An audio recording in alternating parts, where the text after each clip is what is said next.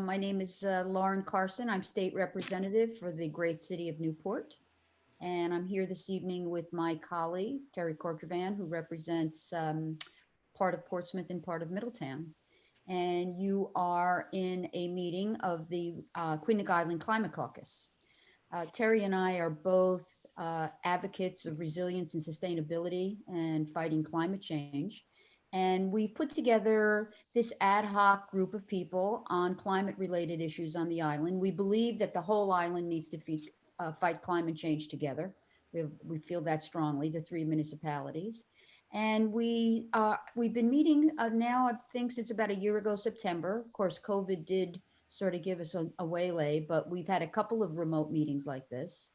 And our purpose is to really bring issues, environmental issues, largely climate-related issues, those discussions to our constituents.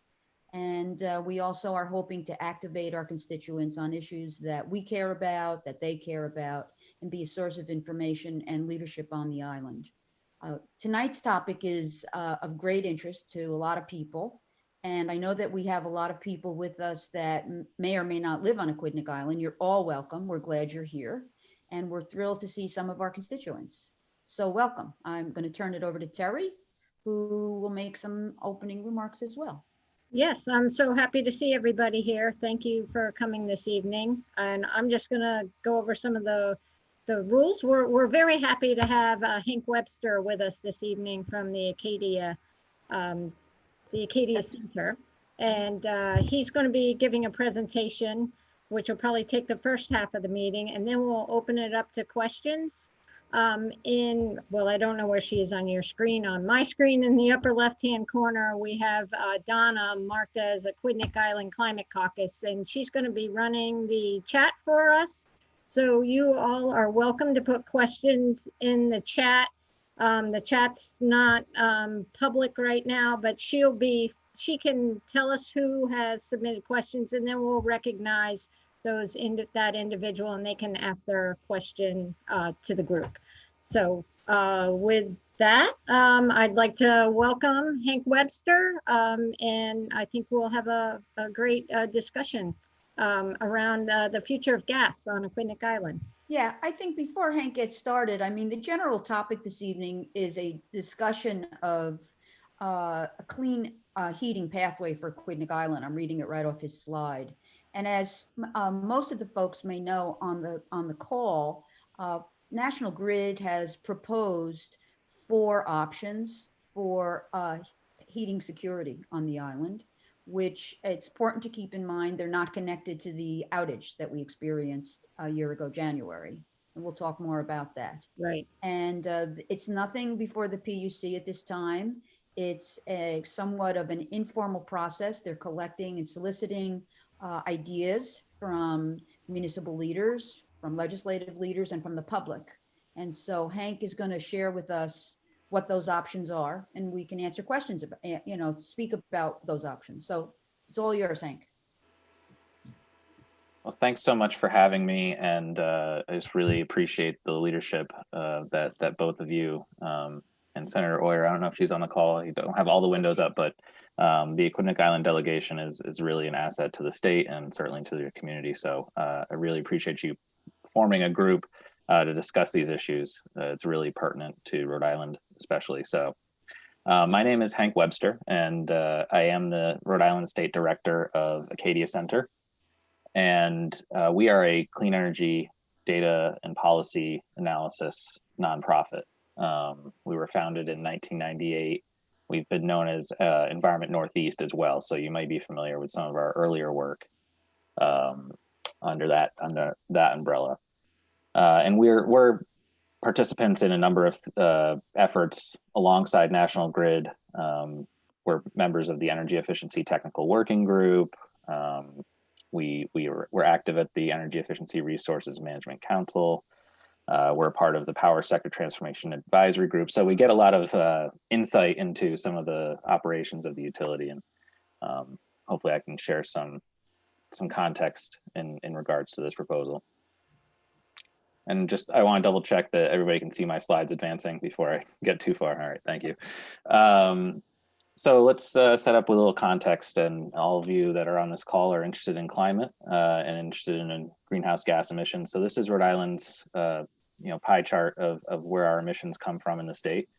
And for tonight's discussion, we'll be focusing on those three wedges to the left that are involved with building heating, and that collectively makes up about 35% of the state's total emissions portfolio.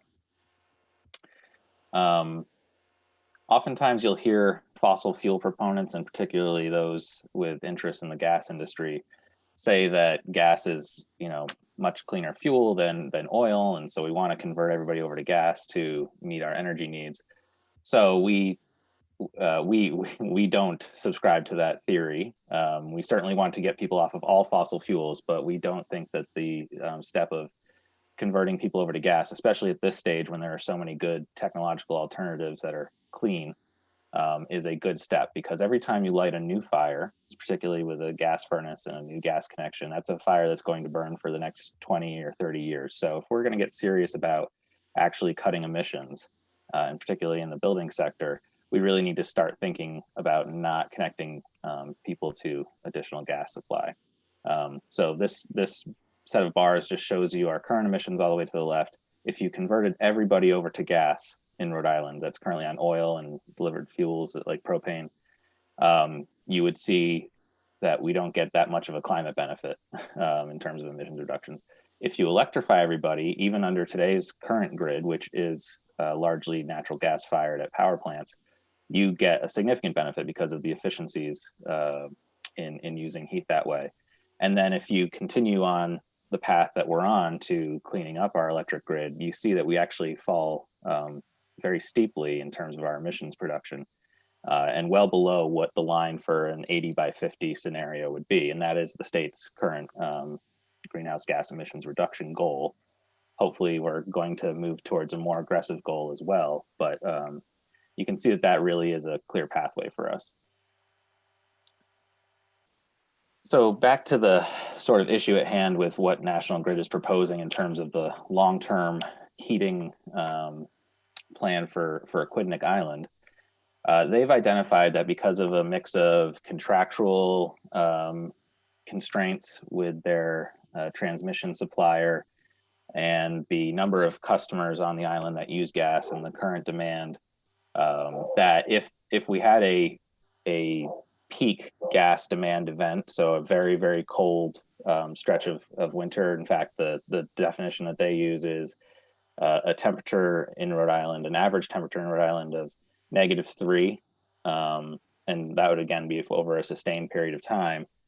Then you would have some constraint issues in terms of the amount of, you could have some constraint issues in terms of the amount of gas flowing to the island, because their supplier at the transmission level has in their contracts a limitation clause, and they have said that they may enforce it.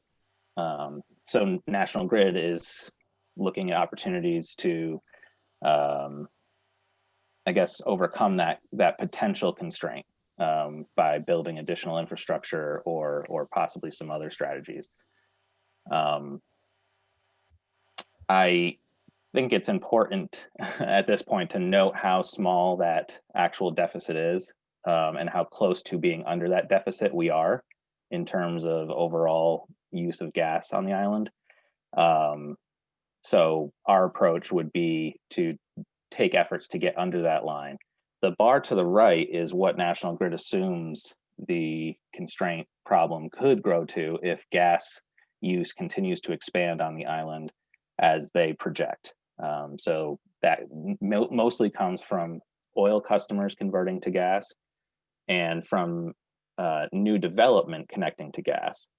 And it's very important at this point to note that new development and growth and economic development is not reliant on gas. There are many other ways that we can do this. There are electrified buildings all over the place, but we'll get a little bit more into that later. So jumping ahead to look at National Grid's solutions to this problem. And they only modeled solutions for that larger problem, which is not destined to happen, which the island can actually help avoid from happening. These are the set of solutions that they propose. So to the leftmost is basically continued operations at Old Mill Lane, injecting liquefied natural gas in on a seasonal temporary basis, or at least setting up on a seasonal basis. They might not have to inject anything, which they didn't have to last winter. Another option would be an LNG barge offshore. I don't want to get into the details of this too much because these are their proposals, but that would also work an underwater pipeline into the island to supply additional liquefied natural gas. And then a couple of different options for another LNG site on land at various places. And then the purple project, second most to the right, would be another transmission pipeline extension onto Aquidneck Island. It's important at this juncture to note that this is not the full cost. This cost projection assumes that Massachusetts ratepayers will split the cost with Rhode Island. National Grid claims that Massachusetts ratepayers may be interested in that. I have a different opinion on that because of some of the headwinds that are facing pipelines politically, particularly in Massachusetts. They just opened up an investigation at their DPU into studying the ways that you wind down a gas business for heating. So I think between that, the activism, the financial industry starting to turn away from gas investments, I think it's unlikely that Massachusetts ratepayers would pick up that tab. And so instead of the 147 million dollar figure that you see here, it would actually jump to 257 million. So costs would increase by 75%. Just want to throw that out there so people are aware of that. And then finally, all the way to the right in gray, which I think is a conscious choice, you see what they call a no infrastructure solution. And that is basically clean heating pathway. So electrifying customers, weatherization, demand side management, things to reduce the demand.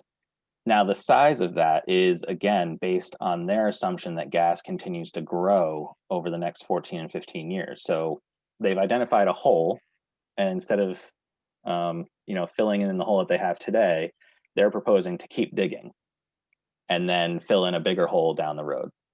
So that solution is not necessarily going to be that costly. And also most of the costs that they've identified for that are actually incentives that go back to the customer. So they've only been showing this chart. They don't show the chart of what it looks like when you actually factor in benefits to the consumer. And that's this chart. This is in their study, but it's not been in any of their public presentations to communities on the island. So this is using the Rhode Island test, which essentially pulls in a number of benefits and is sort of a more accurate picture of the whole discussion. It looks at costs and benefits that would impact Rhode Island more broadly, including impacts to the electricity market and network that flow through to customers, as well as societal benefits. So this is really the more accurate way to consider things. And when you see this, you see that, I'm sorry, my dogs are barking. I hope it's not coming through too much. It's that time of year. So you see that this actually makes the non-infrastructure solution that was all the way to the right one of the better options that they have. And again, they've modeled it to solve that bigger problem of 15 years down the road. There are things you can do in the interim in that category that would actually be very beneficial and not as costly. So I wanted to sort of address a couple of key points I think the island should consider when evaluating what options to support publicly. One is that utilities and shareholders profit from building new infrastructure. I've heard some comments on different public presentations that National Grid, might not care because they're your service provider for either. But it's a little bit different than that. Utilities that own both fossil gas and electric companies face a conflict of interest when it comes to home heating. And that's because when a customer converts from oil to gas, the utility will collect a monthly fixed charge from that new customer. But if that same customer were to move their oil heating over to a heat pump on the electric system, the utility would not collect any additional monthly charges because the customer already has an electric bill. The fossil gas utility is also incentivized to push for oil to gas conversions in homes that are off the existing gas lines. Fossil gas utilities earn a regulated rate of return on new gas pipes that they build and other infrastructure. And they collect that from across the entire customer base. So although electric utilities earn a similar rate of return, the incremental infrastructure that you need to serve heat pumps is far less because the electric lines already run to that customer, and you usually don't need a service upgrade from National Grid in order to add electric heating to your home. So this increased utility revenue will incur at the expense of customers.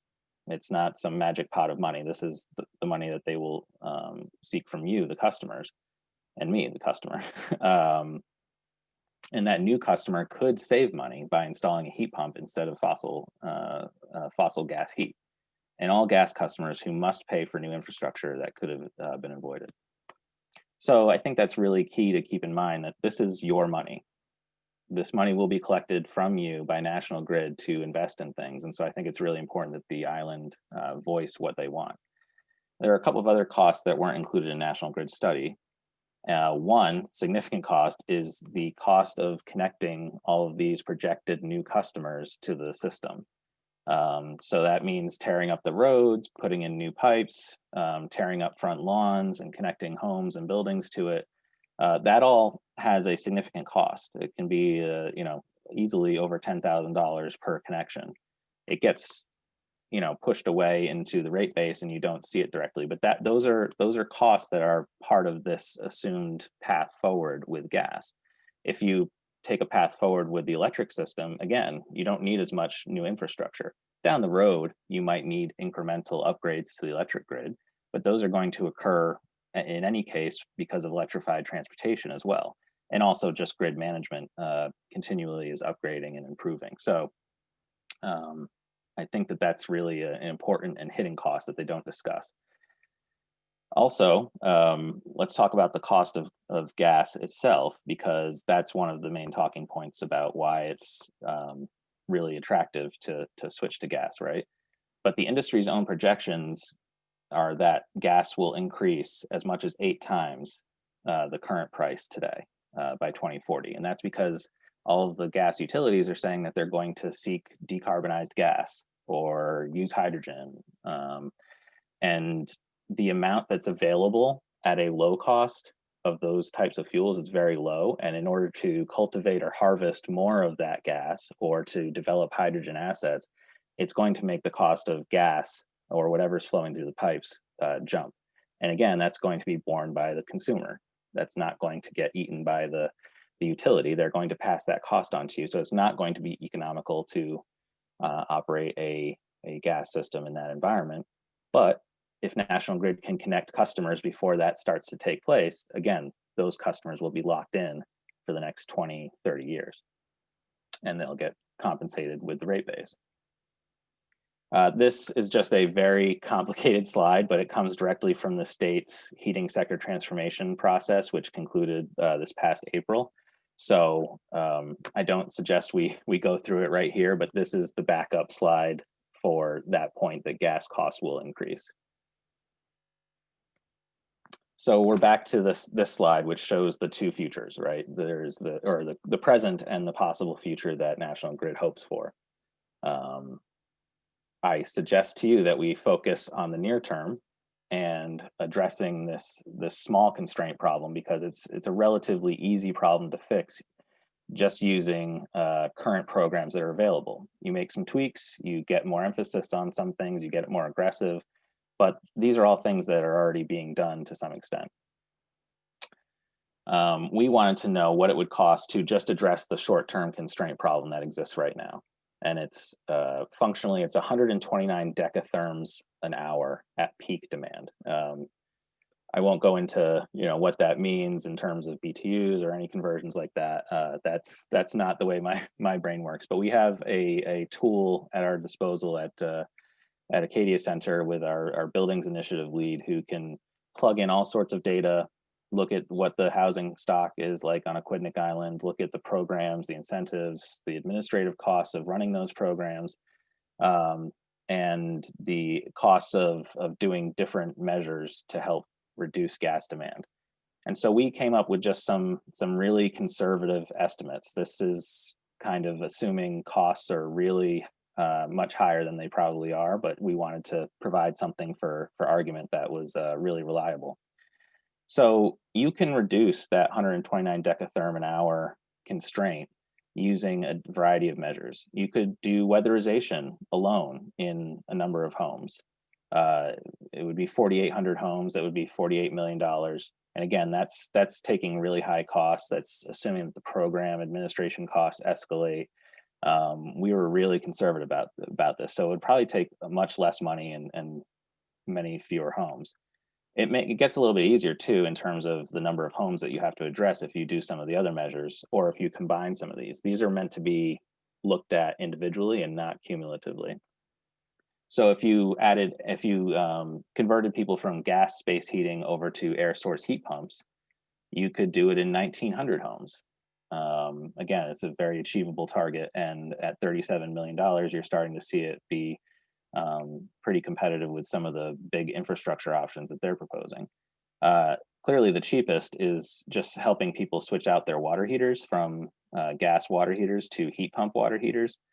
Today, if you went to Home Depot, you could, with current rebates, you could get a heat pump water heater for $399, which is competitive or lower cost than many gas units.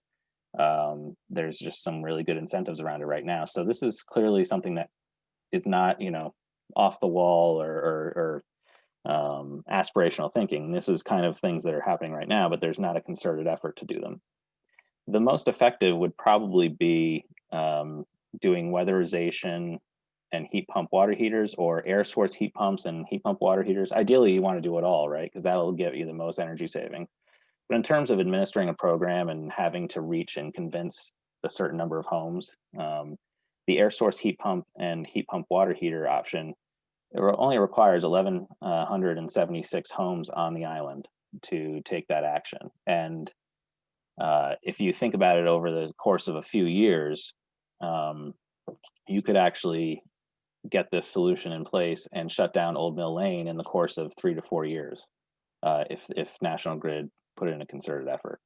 So I think that's an attractive. I think these are all attractive options, and none of them are meant to be proposals, but just to give everybody on the island a context of the alternatives that were not studied.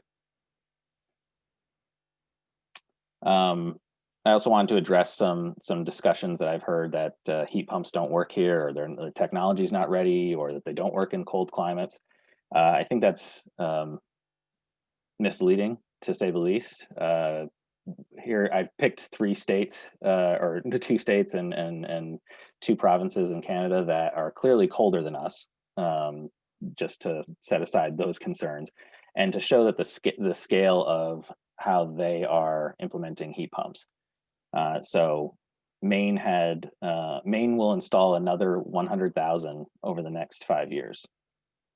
If I can go back to the previous slide for a second, you can see that we don't need that many.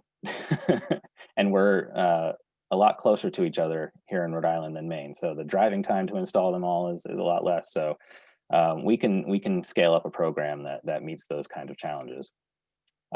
Vermont is also installing at a pretty good clip, and Ontario and Quebec have installed hundreds of thousands of these. So I think that's pretty sufficient to say that they work in the cold. Some heat pump benefits. If you're not familiar with the technology, it's like an air conditioner, but it can also work in reverse. So it works by moving heat rather than generating heat. And that just leads to really high efficiencies. They're 3 times more efficient than even the best gas units. additional benefits are that you get cooling if you don't have it already. You also, they have a dry setting, so you could actually just use it to keep the humidity in your building more comfortable. It has a fan setting, so if you want to open up windows and just circulate air, you can do that too. So it's really a great technology. I have them at my house. They're common all over the place, and even on a night like tonight, they work really well in the cold. I've had them down to the polar vortex. They worked just fine. So this is just another slide on the fact that growth or economic development is not dependent on gas. A lot of times I hear conversations that link the two, that if you didn't have more gas expansion on the island, that you wouldn't have economic development, or you would deter growth. But there are communities across the country and world that are banning fossil fuels in new construction. There are lots of zero carbon, all electric commercial buildings. There's guides on how you best implement those. You know, there are buildings within Rhode Island that are commercial buildings that have electric heat. And if we bring it down to talking about residential new construction, it's even easier to design for, especially when you think about weatherization and making sure that home is built to a high energy efficient standard. Another factor that I didn't hear come up much on National Grid's presentations are that gas has significant health impacts. So we know about the climate impacts. I'm sure everyone that's a Climate Caucus member is aware of that. But it also has health impacts from the combustion of it. When you look at gas cooking, especially, there's reports out from UCLA School of Public Health and Physicians for Social Responsibility that link gas cooking in homes or buildings to increased respiratory disease, cardiovascular disease, premature death. And it's important to note that children in these homes and these buildings are the most vulnerable because they're still developing, their lungs are still forming, other organs are still forming, and they breathe at a higher rate than us. It's also a particularly problematic issue in terms of low-income housing. So it's an environmental justice issue. And that's because the smaller your space is, the more you're impacted by the fumes from gas cooking. These impacts are also relevant if you don't have a properly connected furnace or gas clothes dryer or a gas water heater. If there's any kind of issue there that you're not aware of, you may get some of these ill effects as well. And we all know the dangers of carbon monoxide. So I just think it's another aspect of making good choices for your community. And I know that you all want to do that. And finally, gas causes safety risks. And there's so many different ways that gas can be a danger to your community. Even when it's functioning, as it should, it's still a danger, right? It's still a highly flammable fuel. And so the common denominator is the fuel itself. It's not necessarily any one type of infrastructure over another, although, we can have that discussion as well. It's the fuel. And so I think if you're being asked if you want more of this fuel coming onto the island, my answer would be no, but that's certainly something for you all to decide. I added this earthquakes bullet towards the end because we just had one. And I was actually at my local hardware store the other day, and I saw that they had on clearance a earthquake survival tool. It was a gas shutoff tool. And so I just thought that was something that we probably don't think about a lot, but it's another risk to the gas infrastructure. So I'm just going to go quickly through some of the gas emergencies that have happened and gas catastrophes. We often hear messaging that gas is safe and it's reliable. I think that the frequency at which these types of events happen, combined with the fact that you can't eliminate human error, it makes gas really dangerous for communities. So this is the Merrimack Valley explosions, which were community-wide. This is sort of to show the scope of where these outages or where these leaks and explosions and fires were reported. It was across 3 different municipalities. So really dangerous stuff. It took the life of an 18-year-old man named Lionel Rendon, caused dozens of other injuries. Dozens of houses were damaged or destroyed. 30,000 people had to be evacuated from their communities. And it actually cost, I think, over $1.4 billion in damages. So really just highlights the dangers of the worst case scenario. But there are many other more common events that don't get as much press, perhaps. This is actually on a section of pipe that was replaced after the 2018 explosions. About a year later, there was a 3 a.m. gas leak reported, and people were woken up from their homes and told to evacuate. This, again, had just been replaced. So it's not a matter of age of the pipes necessarily. It's also just the fact that you cannot avoid every problem. And when the problems arise, it's really dangerous. Gas explosion at Plantation, Florida, July 2019. Most of these are just from the last couple of years, by the way. Yeah, July 19, Plantation, Florida, destroyed this shopping plaza. Another shopping plaza in Columbia, Maryland in August 2019, so a month after that. The Aquidneck Island outage, obviously, which you're all intimately familiar with, which, again, to the point that was made earlier, is not what this whole study is about. That was caused by a failure of the Providence LNG power supply, which was supposed to be uninterruptible, an NGRID valve malfunction, and overtakes by National Grid and many other customers. And the reports all indicate that if any one of those did not occur, then you would not have had a gas outage on Aquidneck Island. So it took a confluence of all three events to cause the emergency. And here you have National Grid, who was the operator of some of these systems, and Enbridge, who was the operator of others, basically proposing that you might give them responsibility over more infrastructure. And I think that those arguments kind of fly in the face of each other. They were not able to operate the infrastructure that they had properly. Another gas leak in Providence, May 12th, 2019.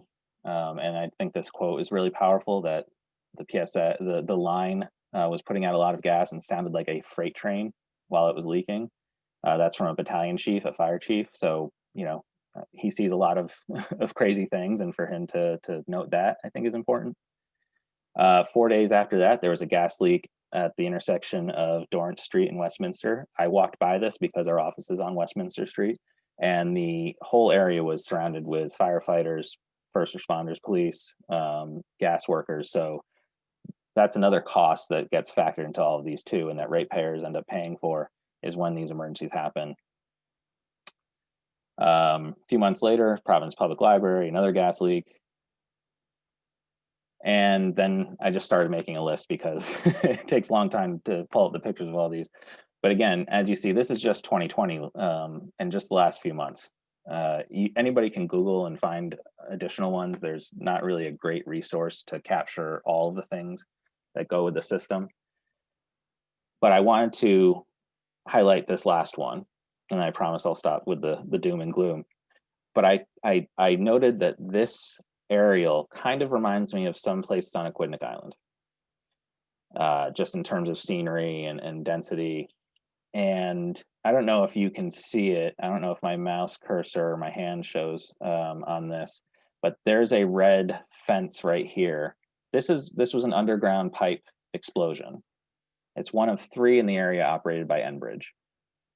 And you can see the width of the destruction, right? And the power that it had. You can actually see the blast mark right here. This took a life as well, and injured 5 people, destroyed homes, obviously. And I've heard comments that some think that the safest option for Aquidneck Island would be an underground pipe. And I just want to suggest that, again, it's the fuel, it's not necessarily the infrastructure. So that would not be my choice. Again, this killed Denise Derringer at age 58. And I would ask to all of you, is there a Denise Derringer in your community? Or do you represent a family of 5 that, you know, would possibly be in this situation? And I just respectfully ask that you think of the ramifications of bringing more gas on, in addition to the climate benefits, or the climate risks, the consumer risks, and all of those other things. And finally, I just want to end with National Grid's safety tips for gas. If you do smell gas in your community, you should follow these steps and just be extremely careful. No amount is too small to report a gas leak. And that's it. I'm happy to take any questions. Thank you very much. Well, I'm going to start with a question, Hank, if I may. I have a question and a comment. So you showed us that in the other areas north of us, Vermont, Maine, and Canada, that they were moving toward all the heat pumps up there. So how do you know anything about like how they were able to do that marketing to homeowners and property owners and business owners? How did they move those customers toward that decision? Do you know anything about that? Because I think it really does require outreach so that folks can make these decisions. Do you know anything about that at all? I know a little bit, and I can certainly get more resources. But it was a concerted effort by some of the utilities or some of the efficiency groups up there. So Efficiency Maine is a really effective leader, and so is Green Mountain Power in Vermont. And so it is an outreach thing to consumers, and it's a flyer that I think puts things positively, that identifies identifies a set of homes where it's more likely to be helpful. And I think that National Grid here could do a lot of that. They could start with whatever data about homeowners and homes that they have now, or they could collect additional data through a survey and provide compensation to people for filling out that survey. But there are a lot of different use cases where you can implement a program like this quite easily. If you have central air in your home already, or any other kind of vented system, air ducts, then you can really do a 1-for-1 switch out to a heat pump unit from your air conditioner when it's time, or if you want to switch out. That's a really easy way to do that. Or they could look at what customers have gas water heaters, and they could send them a flyer that says, hey, you can get a new heat pump water heater that's way more efficient. We'll save you money, and we have a list of certified installers, and this is the approximate cost. So it will take outreach, but that's it's not a insurmountable task. Yeah, and then I have two comments before anyone else speaks. One is that I just want to really emphasize that we've said it already, that this would not have averted what happened in January of 2019. That was a different problem. That Absolutely. Was errors, that was human errors. They all occurred, most of them off Aquidneck Island. So bringing more pipelines down here will not avert that problem. And then the other question that I've asked Hank several times is, their grid is forecasting future demand on the island, and we don't really know for sure what the future demand will be. So, I mean, that's a question. If people start making more resilient choices for their property, and if new buildings that go up are electrified, we don't really know what the demand will be. So I ask that question all the time about the demand. Yeah, and it's a fantastic point, and we don't know what the demand will be. It's also something that the utility can influence. I mean, we have nation-leading efficiency programs on the electric side, and there's certainly things that we can do that are not being done on the gas side that you could save more and more. And your point about resiliency is right on, especially with new buildings and new construction. You build a building to a really efficient energy code, you could throw in solar as well. You could throw in a battery storage system, and you could become a really energy independent building as well and have electrified heating. I don't know. It makes a lot of sense to me. No, you're right. Terri, do you have any questions or comments? Yes, just on the same line of thinking, in Vermont, for instance, you mentioned, were incentives required, or is it just that flyer in the, about availability of products, or does somebody need to put some money on the table to incentivize people to switch? Yeah, no, incentives are usually part of this. I also, would note that National Grid offers incentives for people to switch to gas as well. So incentives are, we have a number of them already. So it's, it's not starting something new. It's focusing them on a problem that National Grid has identified. And I can get some specific information about different incentives, but some utilities have a different way of thinking about things. In Vermont, they also have done an incentive program for battery storage. Because of the remote nature of so many of their customers, they found that in order to be able to restore electric service if it was lost, that helping customers have a battery on their property, which are again very commercially available. You could order one tonight on a couple of different websites. I won't promote anybody specifically, but that's another way that you could provide a consumer benefit while also enhancing reliability and resiliency of your energy system. Yes. So if there was a hurricane or something that could come into, that could be of great value.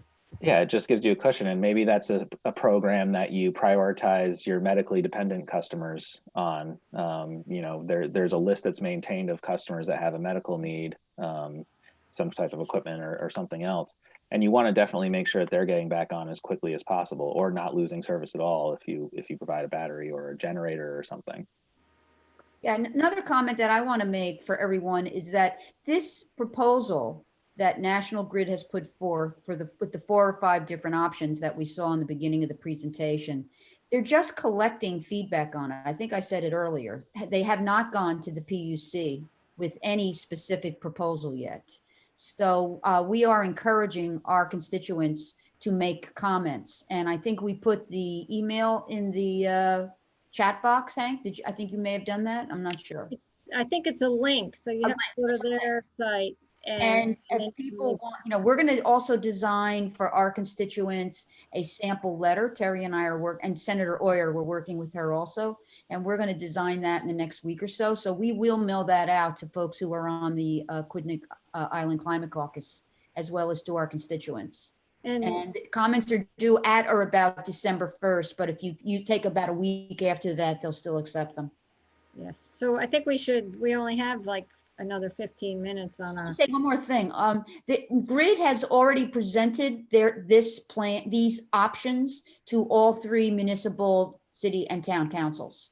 In fact, they met this evening with the Newport City Council for the 2nd time, and so they are soliciting our municipal opinions on this. It's a multi-tier approach where they're soliciting opinions from a lot of different people. So I would encourage anyone on the call to consider sending remarks. And if they need help with the language, we'll get it to you.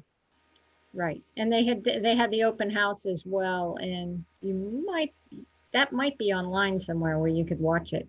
Yeah. If you were inclined. And if you'll indulge me just for a second too, I think from an advocate standpoint, the one thing that we always hear National Grid throw out at the PUC or in other places is that customers just want more gas. So it's a highly technical report that they put out. This is a highly technical presentation. I think even if your comment or if your instinct is to provide a comment and you just want to sort of give your perspective on whether the island should have more gas or if it should turn away from gas and pursue some of these clean energy alternatives, which are completely scalable over time to meet the challenge, then that would be helpful to the discussion. So any questions? I guess folks are putting them in the chat box, Donna. Is that what we decided? Is there anything in there? Any comments or? We do. We have 3 people who requested. The first one on the list is Richard Cornwell. And after that is Sean O'Connor. He has quite a few questions. And then Casey is the last one in the box. Yes, thus far. So Dick Cromwell's first, my friend and constituent. Dick. You have the floor, Dick. Oh, thank you, Lauren, and I appreciate it.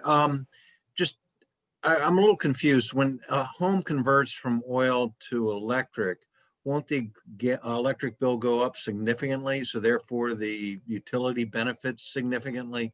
And Hank, I'm just curious. Yeah, sure. It's a great question. One of the key things that should be done when you have a heat pump installed is you should have your home, audited for the weatherization program. That's usually how you enter into these kinds of arrangements anyway. You do your energy wise audit and they come in and they recommend some insulation. That will help right size the heat pump so that it doesn't have to work harder or consume more electricity than is necessary. That's the same with any heating system, right? Like if you have a leaky home, you're going to burn more fuel, electric, gas, oil, propane, to keep yourself warm.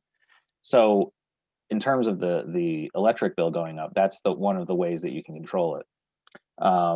And as far as the company making more money off of increased sales of electricity, they don't make money per the supply that they have to provide. They make money on building the infrastructure to deliver that supply. So unless you needed upgrades, you know, to your service line, or if there's so much electrification going on in your community that you need, you know, new infrastructure out on the pole and the wire and the substation, then you're not going to see the company making more money off of electrification of heat. So I hope that answers your question. It's, you know, it's a energy and utility sales are a profit center, and it's a little bit tough to get into all the details on a call like this, but yeah. I guess I didn't understand that, you know, for a utility, the profit center is building the infrastructure and not the delivery vehicle. Right. Am I Yeah. correct?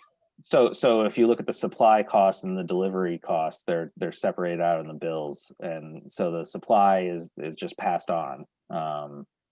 So it's really about the building of the infrastructure. Sean? Yeah, hi, thanks. I have a few questions. One, just a very nuts and bolts question. Maybe I wasn't, or I'm not yet fully understanding. When we're looking, Hank, at the cost analysis slides that are part of National Grid's presentation materials, how should I be interpreting those costs? Are those costs that are ultimately passed on to customers? Yes. Okay. So Someone's got to pay for You're it. paying. But- You're paying, basically. So I don't dare try and share again and pull up the screen just because I might screw up. But one of the big cost drivers in their non-infrastructure solution was their assumed level of incentives that they have to provide to customers in order to transition to electric heat. So that's one of the reasons why when you look at the Rhode Island test costs and you factor in all the benefits, that big chunk actually comes off the bar, because if it's a cost going to customers, and then if it's a cost from customers then going back to customers, when you evaluate costs like that, it's canceling out. All of the other things, all of the other infrastructure proposals are really just about building infrastructure to supply you with more gas, but it doesn't change anything, at least in a positive way, for your bill, right? It doesn't change the way that your house operates. It's just a matter of paying for the infrastructure to actually deliver the gas to you. Mm-hmm. So that's a key difference between the gas proposals and the non-gas or non-infrastructure or clean heating pathway proposals, is that set of investments will actually help you. You might get insulation in your home, or you might get a heat pump, or you might have a more comfortable home. And down the road, if there's better incentives for things like solar panels or battery storage, or you can buy into a green electricity program or a third-party supplier to lower your supply costs, those are all things that you can do, but you're never going to produce your own gas. Right. Yeah. Gotcha. Thank you. And another question I had was, what levers of power do municipal governments actually have to affect this? That's kind of a general question, but would love your perspective on that. Yeah, go ahead. Well, I think I think that, now I don't know what the Newport government, I don't know what the Newport city is going to do. I know that they've met twice with National Grid, the city council. I understand that the planning folks, Peter, for example, and Trish are looking at it. I know Sean lives in Newport. Peter's the guy to talk to if you want to find out exactly what Newport is doing and advocate to him. I understand they're looking seriously at the non-infrastructure aspect. And I think that, so that's what Newport is doing. Terri, and they haven't made it, they're working on their statement now. And in Portsmouth, Hank is going to be making a presentation on Monday night. So the Portsmouth Town Council has not yet made a determination yet what their recommendation will be. And I haven't talked to, I'm not sure where Middletown is. Gotcha. Thanks. Yeah, that's helpful. And as a member of the Energy Environment Commission, I can't speak for the commission because we're not in a meeting, but I believe we want to put a letter together to National Grid from the commission. My Talk to last Peter question. about that in the planning office. Have a conversation with I him. will. Yeah, thanks. And lobby them. That's the thing to do. Yeah. And my final question was just about, it's actually to our State House reps here.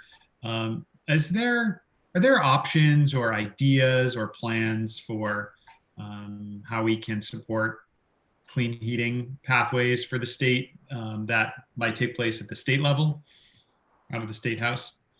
In terms of loans or revolving funds for property owners, is that what you're talking about? I suppose, yeah, anything. I'm just trying to kind of understand like what levers might there be at the state level for promoting clean energy pathways? Or Well, clean heating pathways, I should say.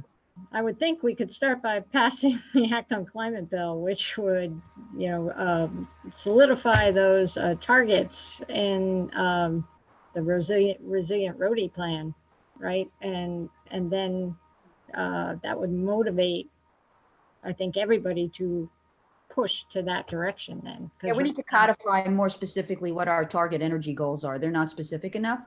The other thing that I've been toying with is really looking, I mean, the bottom line right now on climate is we need money. That's really the bottom line. I mean, we know what to do. Hank just described it to us. So there's like, we know what we need to do on the waterfront. We know what we need to do to buildings.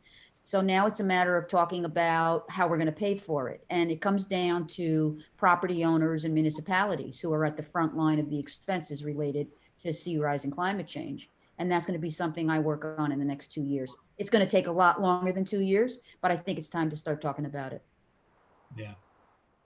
Yeah, thank you. You're welcome. Is And one more, Casey Donna. next? Casey has rescinded her question. Well, I hope we answered them for you already. Any other questions out there, Donna? Well, because we're 5 minutes ahead. Well, like for folks that are on the Climate Caucus mailing list, we will send something out to you with some remarks if you would like to make the statement and where you can send the statement. We would appreciate that. Terri, Senator Oyer, and I are going to make a statement to GRID. And we're going to follow the leadership. We're going to see what the municipalities do. So that's helpful. And we've recorded this meeting. So I've gotten a couple text messages on my phone that perhaps some people got a bad link, but I'll make sure to share the recording of this meeting with, anybody that wants it. Yeah, put it on our Facebook pages and send it out to our list for people that missed it for sure. Yes. And I don't know when we'll meet again. We probably won't have another meeting until after the holidays, I would think. And one of the upcoming meetings, we hope to have Senator Whitehouse and DEM Director Janet Coit. And and to talk about, where we're at on climate and resiliency. So that'll probably be our first meeting in January to get the two of them on. So that's next for the Climate Caucus. Other than that. Well, I want to thank everybody for coming tonight. And hope it was helpful. Yes, and if you want to be on our mailing list, reach out to either one of us. Do we have a way to put that? We have an email address for the Climate Caucus, right? What is that? But I forget what it is because I don't use it that much. I'm not sure what it is either. They can add their email on the chat and I'll make sure that you all get it. Okay. Yeah, I just put mine in the chat box if you want to take a minute to look at it before we hang up. And got what else I wanted to say. Oh, I know what I wanted to say. Have a nice and safe holiday. That's what I wanted to say. Everybody's really taking care and being very careful now. So yes. Have a safe holiday with your family and friends. On Zoom. Yes. Okay, I guess that's it. Thank you.